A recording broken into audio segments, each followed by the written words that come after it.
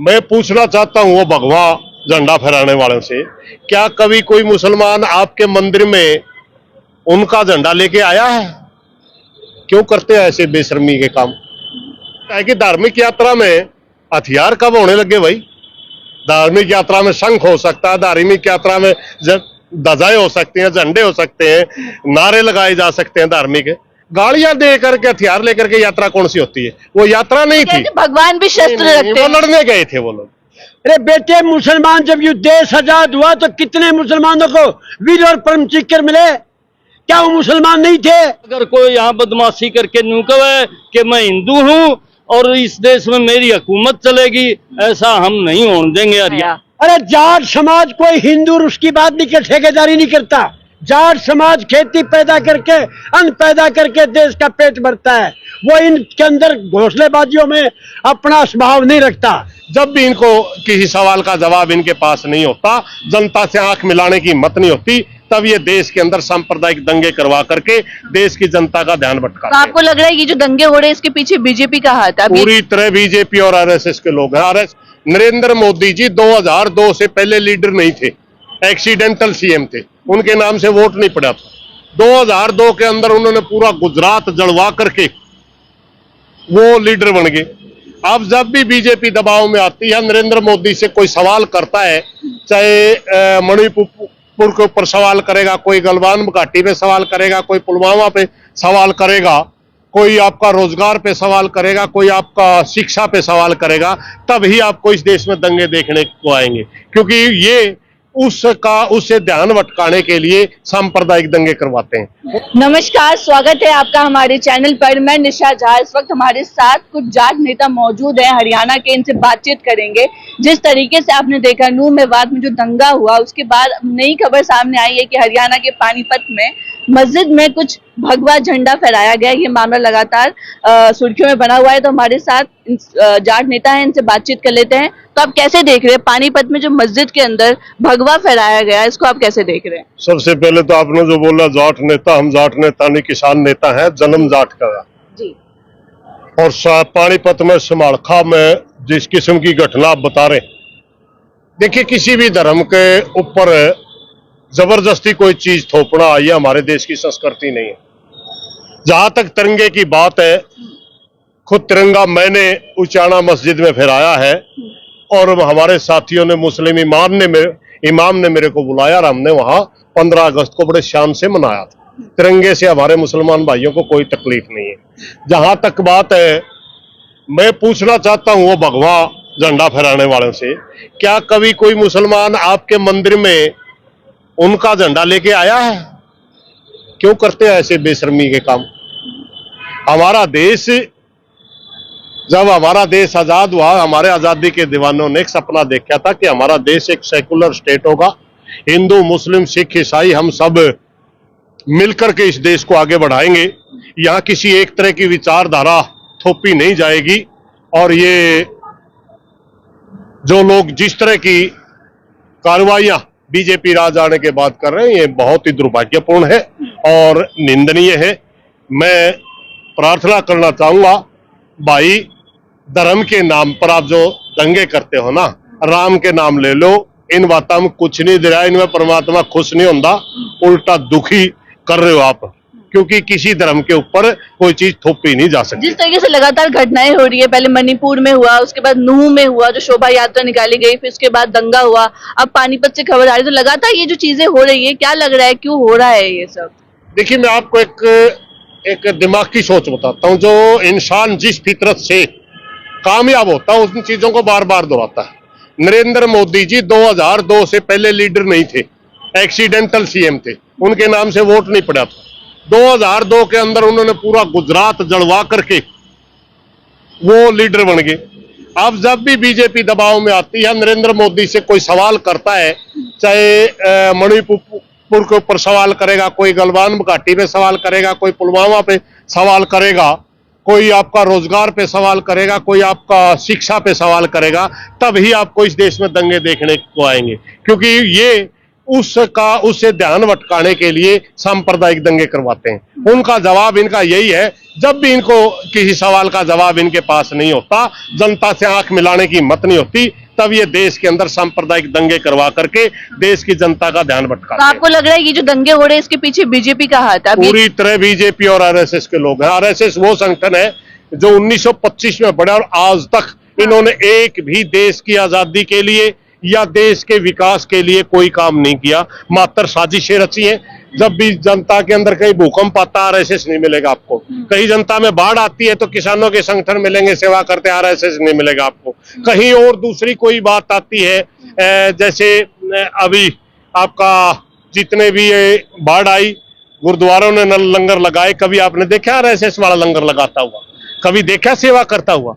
तो ये लोग मात्र दूसरे धर्मों को एक डराने के लिए झंडा उठा करके और हमारे देवताओं को बदनाम कर दिया इन्होंने। हमारे हिंदू धर्म के शिव जी महाराज है, माँ ओ बजरंग बली है, इनको भी बदनाम कर दिया इन लोगों ने। ये तो धर्म का भी व्यापार करते हैं, धर्म के नाम भी वोट लेते हैं। महापंचायत हुई, उसमें ऐलान कर दिया है कि 28 अगस्त को दोबारा शोभा यात्रा निकालेंगे नूह में। आपको क्या लगता है? यात्रा दो तरह की है।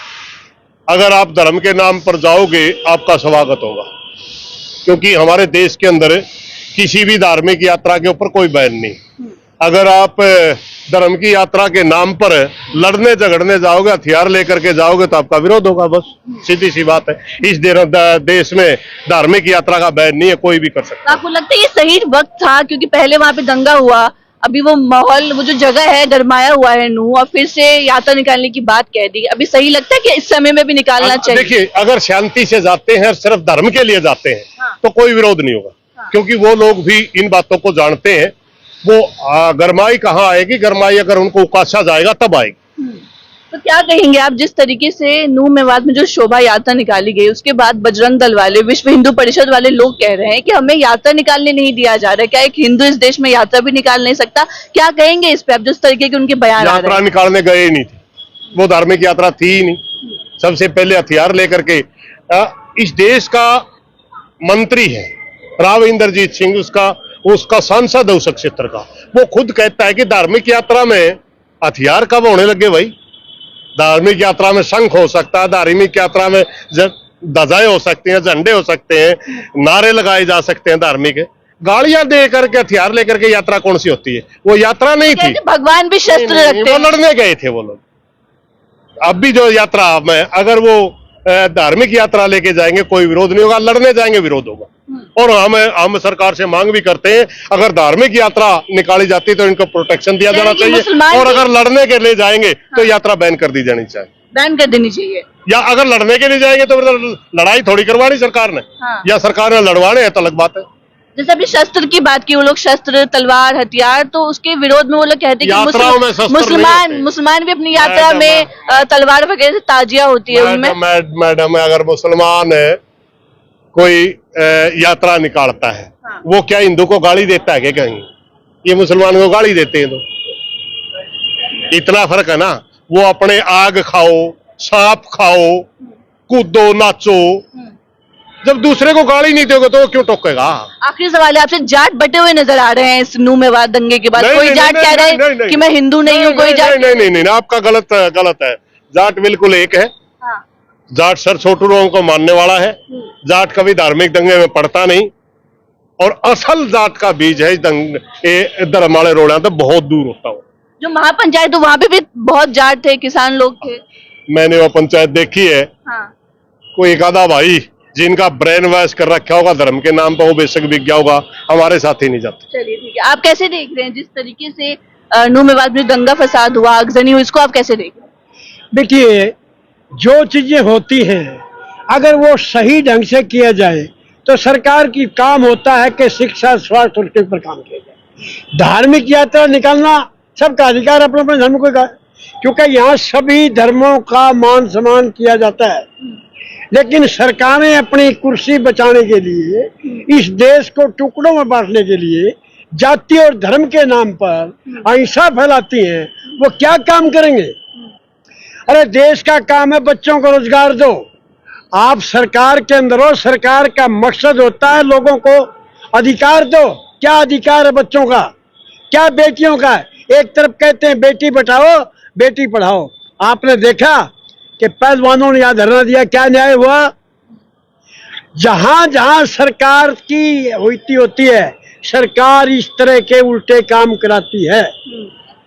कोई धार्मिक यात्रा के ऊपर बैन नहीं है हिंदुस्तान में, कोई कहीं भी जाइए, लेकिन इस देश के ऊपर बैन है आपस में लड़ाने का, धर्म और जाति के ऊपर बांटने का।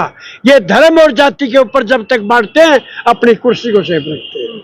हम किसान के घर में पैदा हुए हैं, हमने किसान का अंग पैदा करके इस देश का पेट भरता है। आज किसान कहाँ है? आज किसान की कोई बात नहीं होती, बात होती है पूंजीपतियों की, कारपेट घरानों की। अरे फौज के अंदर जब जो सैनिक शहीद हो जाते हैं, वहां जो दोनों हाथ और टांग काट के आ जाते हैं, कितने दिन से आज जंतर मंतर के ऊपर धरने बैठे हुए हैं। क्या सरकार ने सोची? जिसका बाप चला गया हो लड़ाई के अंदर, उसके ऊपर भी इन्होंने ध्यान नहीं दिया। जिसका भाई चला गया हो, उसकी माँ से पूछो, उसकी बेटी से पूछो कि तेरा बाप कारगिल के अंदर शहीद हुआ है। सर, जो शोभा यात्रा निकाली गई, जिसमें विश्व हिंदू परिषद है, बजरंग दल वाले कह रहे हैं कि जाट है, जाट समाज हमारे साथ नहीं आया। अरे जाट समाज कोई हिंदू और उसकी बात नहीं कर, ठेकेदारी नहीं करता। जाट समाज खेती पैदा करके, अन्न पैदा करके देश का पेट भरता है। वो इनके अंदर घोंसलेबाजियों में अपना स्वभाव नहीं रखता।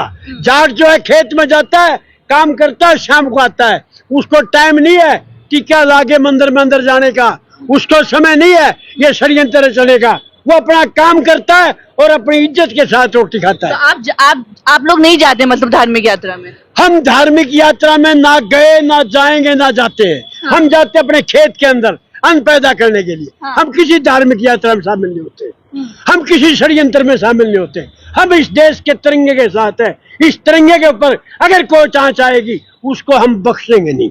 जो मेवात में नूह में जो मुसलमानों के, जो आप मुसलमान के साथ है, मेवाती मुसलमान के साथ। अरे बेटे, मुसलमान जब ये देश आजाद हुआ तो कितने मुसलमानों को वीर और परम चक्र मिले?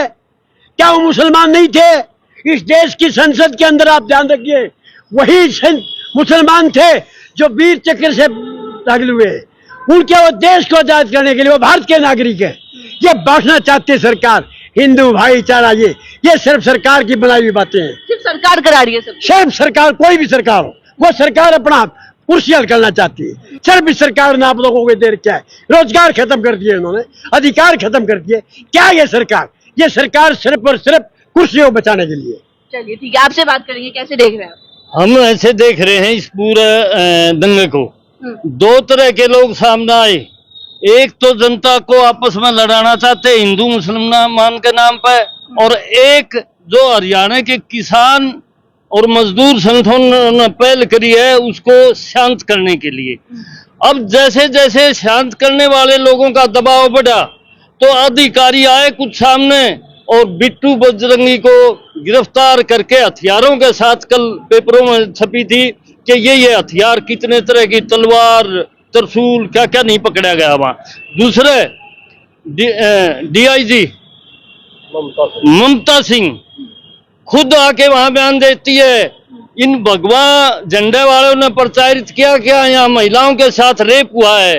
ममता सिंह ने डंके की चोट पर यह कहा कि ऐसा कुछ भी नहीं हुआ, मैं वहां हाजिर थी। और उसके बाद से वो वीडियो पर्दे से गायब होगी, सोशल मीडिया पर नहीं है। तो हम ये कहना चाहते हैं, आज के दौर में हिंदू हो, मुसलमान हो, सिख हो, ईसाई हो, सारा का है भाई, वो देश मिलके सब चलाएंगे। अगर कोई यहाँ बदमाशी करके न्यू कहे कि मैं हिंदू हूँ और इस देश में मेरी हुकूमत चलेगी, ऐसा हम नहीं होने देंगे। हरियाणा के किसान, चाहे आप उसकी जाट कह लो, चाहे और कह लो, गुज्जर भी हमारे साथ है और यादव भी हमारे साथ आ रहा है। हरियाणा में ऐसी नफरती जो कोशिशें की जा रही हैं आवाज उठाने की, वो मैडम हम नहीं होने देंगे। बिट्टू बजरंगी गिरफ्तार हो गए, अब लग रहा है कि न्याय मिलेगा। ये एक शुरुआती दौर है, सामने आ रही हैं घटनाएं। हाँ। बिट्टू बजरंगी किस तरह की सोच का आदमी है, समाज के लिए वो क्या सोचता है? केवल लोगों का कत्ल करवा देना, ये है हमारी संस्कृति नहीं रही कभी भी हिंदुस्तान। वो कहता है कि मैं भारतीय सभ्यता की रक्षा करता हूं। भारतीय सभ्यता को जानता ही नहीं। भारतीय सभ्यता तो एक दूसरे की मदद करने की है। भारतीय सभ्यता तो ये कहती है पशु पक्षी भी कोई भूखा न रह जाए, जिसका हमदर्द किसान होके न अनुगाता है, सबको बांटता है, चिट्ठी से लेके और हाथी तक खाने के लिए पैदा कर रहा है। परंतु बिट्टू बजरंगी जैसे लोग इस भाईचारे को तोड़ के न इस जो एकता की मुहिम बनी हुई है देश में, उसको तोड़ के न और मनुस्मृति और हिंदूवाद की बात करके हिंदू राष्ट्र की बात जो करता है वो आज देश के साथ गद्दारी की बात करता है। हम साफ कहना चाहते हैं। आप कैसे देख रहे हैं? मोनू मानेसर का भी नाम लगातार इसमें नाम आ रहा है कि मोनू मानेसर की वजह से वहां पे नूह मेवात में दंगा हुआ। कैसे देख रहे हैं? आपको लगता है? देखिए, जो 302 का अपराधी है, मोनू मानेसर के ऊपर 302 लगी हुई है। उसने 2 बच्चों को, युवाओं को उठा करके जिंदा जलाने का काम भिवानी के अंदर किया, राजस्थान से उठा करके उसको खुला छोड़ रखा था इन्होंने। और फिर उसके सोशल मीडिया पे उसका खूब प्रचार किया गया कि तुम्हारा जीजा आ रहा है, तुम्हारा फलाना आ रहा है, ये आ रहा है, वो आ रहा है। उसने कहा कि मैं वहां यात्रा में शामिल होऊंगा। उसकी वीडियो है, सबके सामने है। तो ये तो सिर्फ सरकार की सोची समझी साजिश थी। वहां धार्मिक उन्माद हो, जिस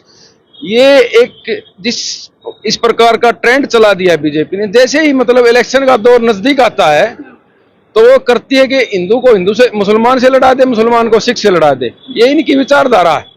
इस तरह की विचारधारा, जैसे ये सोच है, जैसे ईस्ट इंडिया कंपनी आई थी अपने देश के अंदर, उन्होंने लड़वाने का काम किया था एक दूसरे राजाओं से आपस में। वही इनकी सोच है। ये आपस में धर्म के नाम पे दंगे कराने का काम करते हैं, एक दूसरे को लड़वाने का काम करते हैं। लेकिन अब हमारा भाईचारा पूरा मजबूत है, पूरी तरह से समझ चुके हैं। पूरा हरियाणा इस बात को समझ चुका है कि सारे प्रायोजित थे, सुनियोजित दंगे थे और ये सारी सरकार की घटिया सोच का नतीजा था। लेकिन आगे से इस प्रकार की घटना की पुनरावृत्ति हम सरकार को चेतावना भी चाहते हैं कि इस प्रकार की पुनरावृत्ति करने की कोशिश ना करें। हमारे देश के और प्रदेश के अंदर इस प्रकार के धार्मिक उन्माद ना कराने की कोशिश करें। यही हम सरकार से कहना भी चाहते हैं। शुक्रिया। तो ये थे हमारे साथ तमाम किसान नेता, इनको आप सुन रहे थे। जिस तरीके से नूह मेवात में जो दंगा हुआ, इन्होंने साफ कह दिया कि इसके पीछे सरकार का हाथ है। तो आप लोगों की क्या प्रतिक्रियाएं हैं, कमेंट सेक्शन में जरूर बताएं। धन्यवाद।